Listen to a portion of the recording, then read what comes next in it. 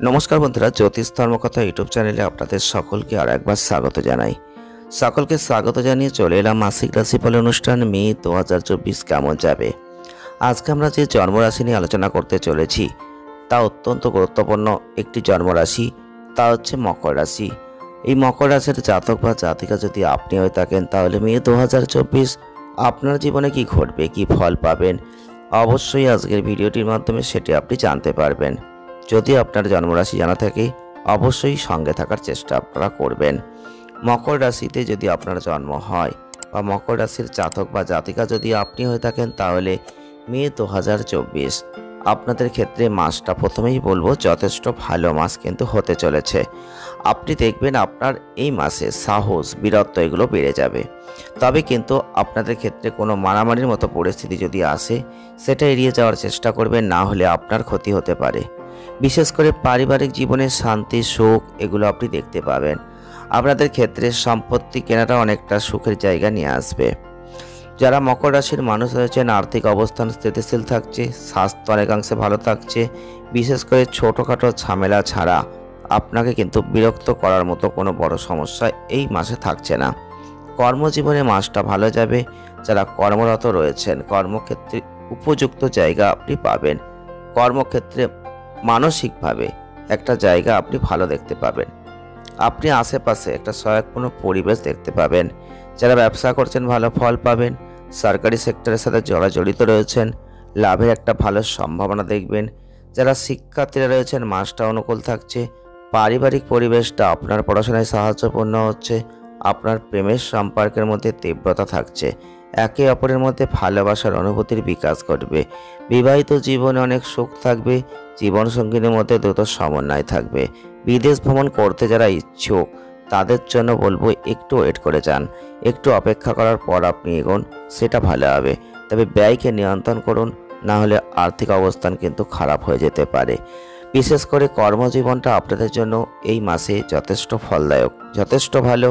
কারণ আপনাদের এই সময়টাই কিন্তু গ্রহদের ভালো রকম একটা পরিস্থিতি কিন্তু থাকছে, যে কারণে দেখবেন আপনার কর্মক্ষেত্রে আপনার প্রচেষ্টা আপনি পুরো মন দিয়ে করবেন। আর রবির প্রভাব যেহেতু সর্বদা আপনার সাথে থাকবে, আপনি দেখবেন অহংকার থেকে কিছু বলা থেকে একটু বিরত থাকবেন। না হলে কিন্তু অন্য ব্যক্তিরা আপনার শব্দ অর্থাৎ যে কথাটা আপনি বললেন সেই কথাটার ওপর ভিত্তি করে কোনো নেগেটিভ প্রভাব কিন্তু বিস্তার করবে। তাই সেদিকটা অবশ্যই লক্ষ্য রাখবেন। রাহু মঙ্গল যেটা কিন্তু আপনাদের ক্ষেত্রে অঙ্গারক দোষ, শ্রম পরিশ্রমের প্রতি যথাযথ যত্নের কিন্তু প্রয়োজন থাকছে। অনর্থক কথোপকথন থেকে একটু দূরে থাকার চেষ্টা করবেন। পারলে কর্মক্ষেত্রে আপনার সহকর্মীদের সাথে একটু সতর্ক থেকে কথা বলবেন। আপনার জীবনে কেউ কেউ বন্ধু হিসেবে চলে আসবে, কিন্তু তারপর তারাই আপনার জীবনে অনেকটা সমস্যা এই মাসে সৃষ্টি করার চেষ্টা করবে। আপনি ব্যবসায়িক ক্ষেত্রে ভ্রমণ করবেন, যেখানে সফলতা লাভ করতে পারবেন। আপনি সরকারি খাতে জড়িত রয়েছেন তাহলে ভালো সুবিধা পাচ্ছেন। আপনার বিদেশি উপায়ে সঠিক প্রচেষ্টা আপনার ব্যবসায় অনেক ভালো লাভ এনে দিচ্ছে। তবে কোনো ধরনের ব্যবসা সম্প্রসারণ এড়াতে চেষ্টা করুন, আপনাদের জন্য না হলে সেটা ক্ষতিকারক হয়ে যাবে। অর্থনৈতিক দিক নিয়ে আপনি চিন্তা ভাবনা করছেন, এই মাসটা স্বস্তিদায়ক মাস এটা বলতেই পারি। শনি কিন্তু পুরো মাসটা জুড়ে আপনাদের ক্ষেত্রে আর্থিক অবস্থানকে মজবুত করার চেষ্টা করছেন, ব্যাংক ব্যালেন্সকে বাড়িয়ে দেওয়ার চেষ্টা করছেন। প্রচেষ্টা সফল হবে। এই সময় আপনি কিন্তু যথেষ্ট ভালো জায়গা লাভ করবেন, উপযুক্ত লাভ পাবেন। দেবগুরু বৃহস্পতির যে অবস্থান থাকছে তাতে কিন্তু আপনি অবশ্যই সঠিক সিদ্ধান্ত নেবেন, সঠিক উপায়ে ভালো অর্থ উপার্জন করবেন, সম্পদ বাড়বে, আয়ের স্তর ক্রমাগত বেড়ে যাবে। আপনি চাইলে নতুন গাড়ি কিনতে পারেন, নতুন বাড়ি কিনতে পারেন, ব্যয় করবেন যেটা পুরো পরিবারের জন্য সুখ নিয়ে আসবে। তাই আর্থিক লাভ থাকবে। স্টক মার্কেটে বিনিয়োগ করবেন, মাসের শেষ দিকে ভালো ফলটা কিন্তু আপনি লাভ করবেন।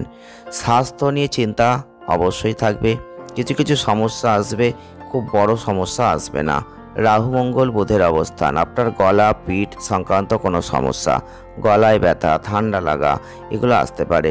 বিশেষ করে টনসিলের সমস্যা যদি থেকে থাকে সেটা বেড়ে যেতে পারে। আবহাওয়া অনুযায়ী কানে ব্যথাও হতে পারে। ছোটোখাটো ঝামেলা থাকলে একটু সতর্ক থাকবেন। ছোট সমস্যা আপনাকে একটু বিরক্ত কিন্তু এই মাসে করবে, সতর্কতার একটু প্রয়োজন থাকছে। মানসিক চাপটা কাটিয়ে ওঠার চেষ্টা করবেন। ছোট ভ্রমণের সময় সতর্কতা অবলম্বন করবেন, তাহলে কিন্তু ভালো ফল লাভ করবেন। এমন কিছুতে হারিয়ে যাবে না যেটা আনন্দের জায়গায় দুঃখ নিয়ে আসে। পারিবারিক জীবন বা প্রেম জীবন, প্রথমে প্রেম জীবনটা দিয়ে একটু আলোচনা করতে গেলে প্রথমেই বলতে হয় আপনাদের ক্ষেত্রে বিবাহিত জীবনকে সমৃদ্ধের মাস কিন্তু রয়েছে, ফুটিয়ে তোলার মাস। বৃহস্পতির যে আশীর্বাদ প্রেমের মধ্যে যে সত্যকে উত্থান সেটা কিন্তু নিশ্চিত করছে। আপনি কিন্তু আপনার দায়িত্ব বুঝতে পারবেন, প্রেম এবং বৈবাহিক সম্পর্কে গুরুত্ব দেবেন, আপনার প্রিয়জনকে আপনার জীবনের একটা গুরুত্বপূর্ণ অংশ হিসেবে বিবেচনা করবেন, সমর্থন করবেন, এগিয়ে যাবেন। বিশেষ করে 19 মের পর থেকে শুক্রের যে পঞ্চম ঘরে প্রবেশ হবে আপনাদের প্রেমকে নতুন উত্তম উদ্দীপনায় পূর্ণ করতে চলেছে। একসাথে বিভিন্ন জিনিস করার যে সম্ভাবনা সেটা বেড়ে যাবে। বাগান করা, বাগান পরিচর্যা করা, তীর্থস্থান ভ্রমণ করা, সুন্দর জায়গায় ভ্রমণ করা, এগুলো হতে পারে। এরপর পারিবারিক জীবনটাও কিন্তু উপযুক্ত মাস। শনির যে অবস্থান থাকছে পরিবারে পারিবারিক আয় বাড়বে, এছাড়াও পরিবারের সদস্য বয়স্ক ব্যক্তিদের সহযোগিতা সবসময় থাকছে। আপনাদের পরিবারের ক্ষেত্রে উন্নতির একটা অভিজ্ঞতা লাভ করবেন। শনির উপস্থিতি আপনাদের কাছে কিছুটা তিক্ততার মতো পরিস্থিতি নিয়ে আসতে পারে। এছাড়াও বলবো রবির অবস্থান, শুক্রের অবস্থান পারিবারিক জীবনের মধ্যে সামগ্রিক সুখ সুবিধা বাড়াবে। আপনি বাহন কেনার একটা নতুন সুযোগ এই মাসে পেতে পারেন, যেটা পরিবারের শোক নিয়ে আসবে। নিজেকে অন্যদের থেকে উচ্চতর প্রমাণ করাটা এড়িয়ে যান। আপনি যেমন আছেন তেমন ভালো আছেন, সবাই আপনাকে এর জন্য পছন্দ করছে, এটা বোঝার চেষ্টা করুন। আপনার অনুভূতি বুঝতে সত্য থাকার চেষ্টা করুন। তৃতীয় ঘরে মঙ্গল বুধ রাহুর উপস্থিতি আপনার ভাই বোনদের শারীরিক কষ্ট, বিভিন্ন ঝামেলা এগুলো আসতে পারে। অবশ্যই তাদের সহযোগিতার প্রয়োজন হবে, সেই সহযোগিতা প্রয়োজন মতো আপনি পেয়েও যাবেন। প্রতিকার কি করতে পারেন? প্রতিদিন যদি পারেন আপনি অবশ্যই নিয়মিত শনি চালিসা পাঠ করুন। বুধবার গরুকে কিছু সবুজ ঘাস খাওয়ান, অনেক ভালো ফল আপনি লাভ করবেন। ভিডিওটি ভালো লাগলে লাইক করবেন, শেয়ার করবেন, চ্যানেলটিকে সাবস্ক্রাইব করবেন। সকলে ভালো থাকুন, সুস্থ থাকুন, আনন্দ থাকুন। দেখা হচ্ছে নেক্সট ভিডিওয়। ধন্যবাদ।